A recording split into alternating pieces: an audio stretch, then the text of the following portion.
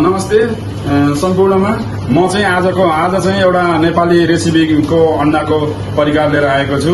यो चाहिँ मैले अन्डा यहाँ लिइसकेको छु। यसलाई चाहिँ कसरी नेपाली स्टाइल फ्राई एग भनेर विगत लामो समयदेखि मैले बनाइरहेको हो। अरूहरूले पनि टेस्ट गराएको छु, ग्राहकहरूले पनि धेरै टेस्ट गराएको छु। नेपाली स्टाइल फ्राई एग चाहिँ कसरी बनाउने भनेर तपाईँहरूलाई चाहिँ भिडियो एउटा देखाउन गइरहेको छु। यो भिडियोलाई चाहिँ अन्तिमसम्म हेरिदिनु हुन विनम्र हार्दिक अनुरोध गर्दछु। 5 पिस अन्डालाई हामीले बोइल गरेर राखिसकेको छ, कटिङ गरिसकेको छ। यसलाई चाहिँ अब हामीले अलिकति तेल हालेर यसलाई चाहिँ बोइल अन्डालाई अघिको बोइल अन्डालाई हामी फेरि फ्राई गर्नको लागि हाल्छौँ। यसरी कन्टिन्यू 5 पिस 10 पिस अन्डा।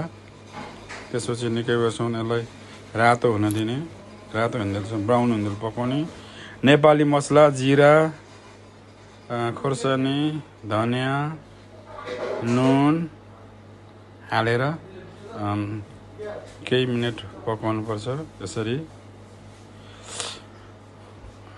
अनि काटेको टुक्रा अदुवा, लसुन, हरियो खोर्सानीलाई हालेर एकछिन पाक्ने तेलसँग पकाउने र अन्तिममा हामीले धनिया हाल्ने र ब्राउन भइसकेपछि अन्डालाई पल्टाउने।